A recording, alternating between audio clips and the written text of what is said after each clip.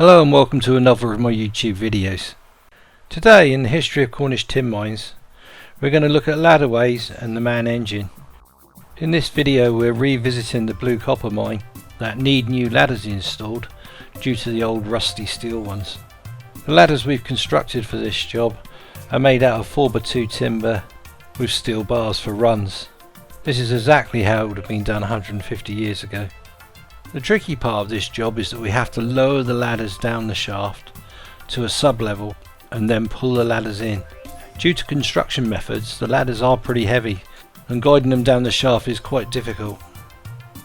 Up until 1842, the Cornish miner would have to climb up and down ladders to access the mine, having to descend over 1,000 feet or more, then to work a full shift which would last between 8 and 10 hours.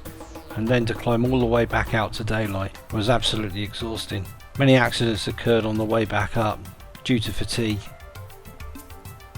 During this video you will see me climbing up and down the ladders a lot of times, so I've speeded the film up to over 250 times. Our work getting these ladders in place to install took just about 4 hours, and during this time I had to climb the ladders many times. Double this time will give you some idea of what those old miners used to go through. So what about the man engine? The man engine was designed to get the miners down safely to the levels they worked at. The miners only got paid when they started work underground, so they were really keen for this man engine to be put in place, as it would speed up the work and what they could earn. Man engines were expensive to install, and only the large mines could afford them. The first man engine in Britain was installed at Refurbished mine in Gwenup in 1842, and the last to operate was at Levant, where a terrible disaster occurred in 1919, killing 31 miners when the cap that held the rod broke and sent the miners plummeting down the shaft to a grisly death. So me and Nigel descend the ladders to the sub-level, where we'll try and pull the ladder in. In operation, the steam engine or water wheel would be linked to a series of beams known as rods, fastened together and reaching to the bottom of the mine shaft. These were arranged to offer a reciprocating motion of typically 12 to 15 feet. Small foot platforms were attached to each rod at the same distance apart as the stroke of the engine, and fixed platforms were built into the shaft walls, spaced to coincide with the top and bottom positions of the moving platforms. The moving platforms are often small, typically 12 inches, to make the miners stand close to the centre of the rod and thus keep a safe distance from the side of the shaft. For the same reason, grab handles were fitted directly above each one. To go up or down, the miner would step onto one of the travelling platforms and allow himself to be carried to the next fixed platform, where he would step off and wait. At the end of the next stroke, the next moving platform would line up and he could step on and repeat the process. Miners could ascend and descend at the same time. The pause at the changeover point made it long enough for two men to change places. Man engines in some of the deepest mines would operate down to 350 fathoms. So now you can see how important the man engine was to Cornish tin mining. We rig a rope up with a weight at the end, and Nigel tries to hook the ladder with it. This looks like it's going to be almost impossible. Due to the difficulty in hooking the ladder, we decided it'd be a good idea to attach another rope and pull it back up the shaft that we can attach to the bottom of the ladder, so we can pull it into the level easier. So once again I head back up the ladders.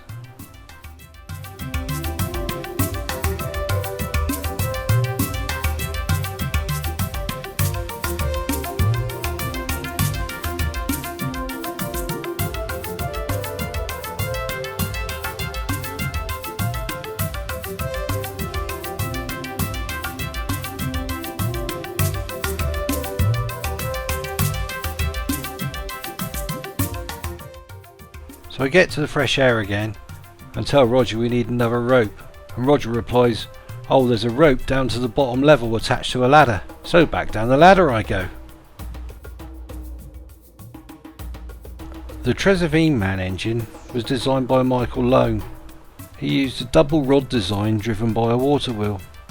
In October of 1842, Loam proposed that the water wheel be replaced by a steam engine, and the miner's trip underground was reduced from about an hour to 25 minutes, and output per shift increased by 1/5. After this man engine, more than a dozen examples were installed in Cornish mines, and by the end of the century these were usually of the single rod type, which were perceived as safer in use. When cable operated winding gear became available, the man engines continued in use, particularly in the cases where mine shafts were not truly vertical, and winding engines' suspended cages could not be used.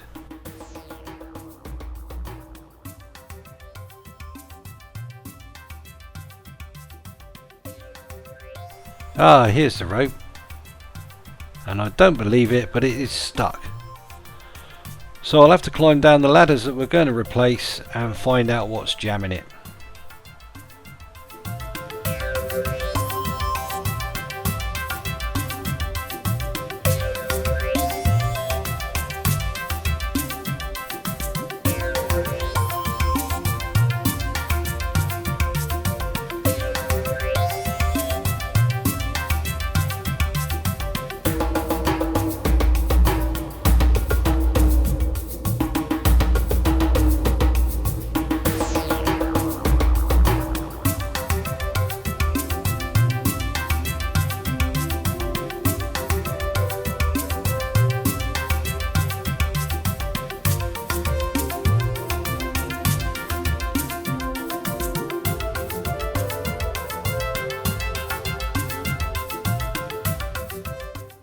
Well, now I'm at the bottom of the ladder, and some Boy Scouts tied it onto the bottom.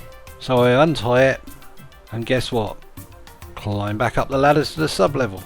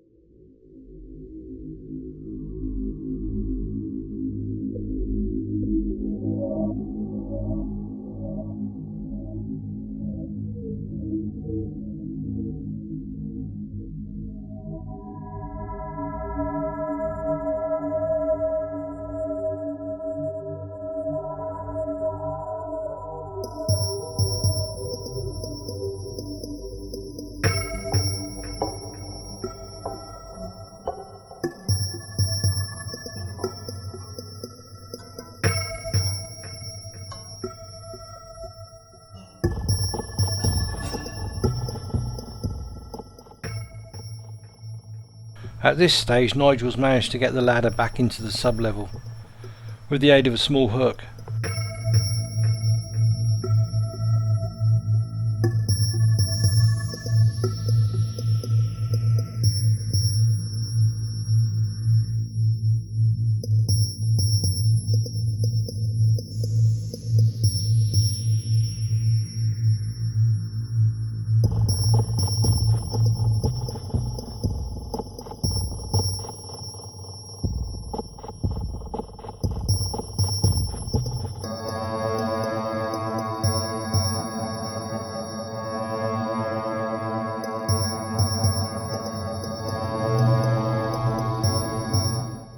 I attached Roger's rope to the carabiner and they hoist it back up the shaft.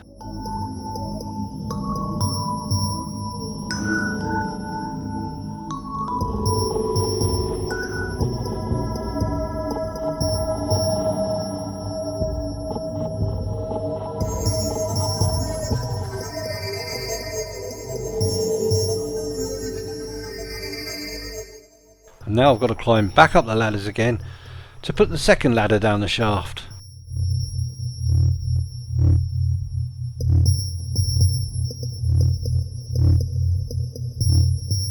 Climbing these ladders is so much fun. Oh, I love it.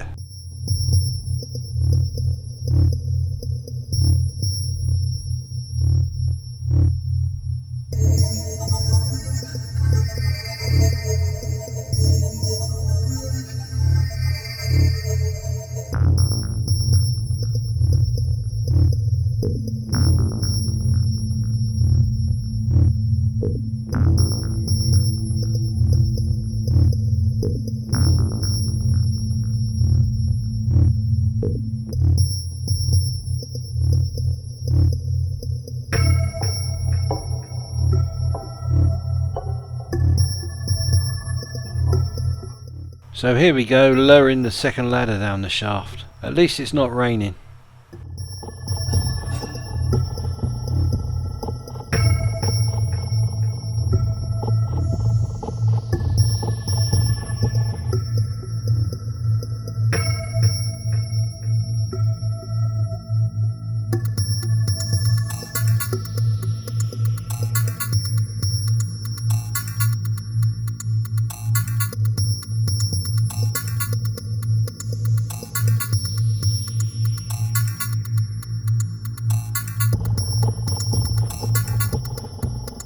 And off back down the ladders again to pull the second ladder into the sub-level.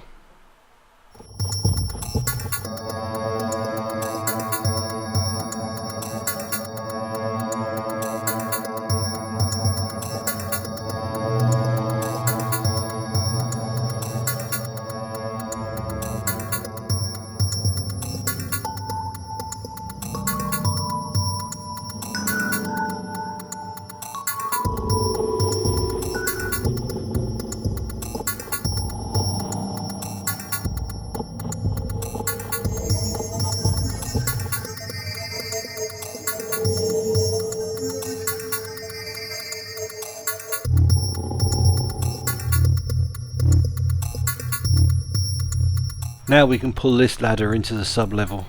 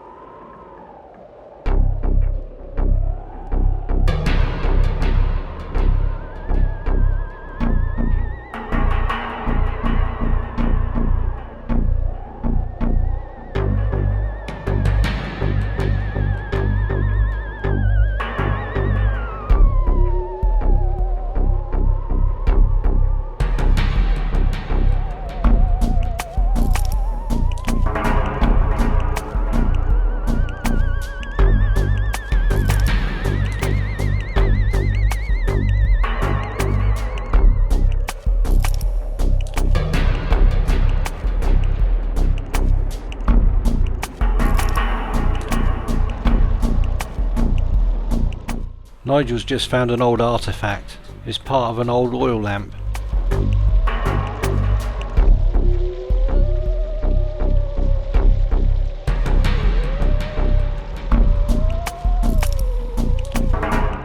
Now all that's left to do is to carry these ladders back to the platforms and climb back up the ladders again.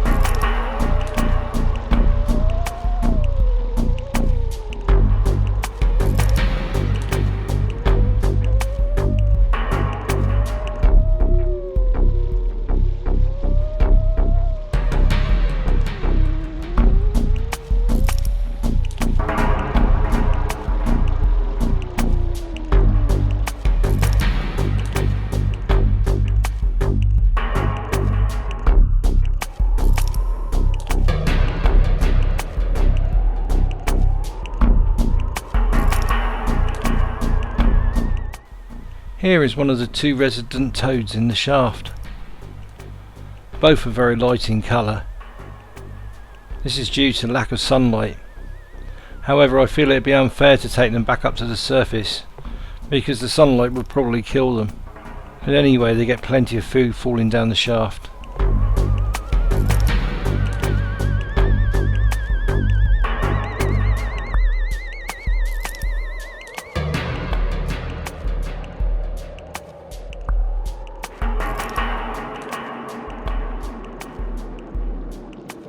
So now you can appreciate the hard work these old miners had to do climbing up and down these ladders all day.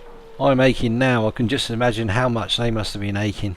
Thank you for watching my YouTube video, and join me again for fitting these ladders in the next episode.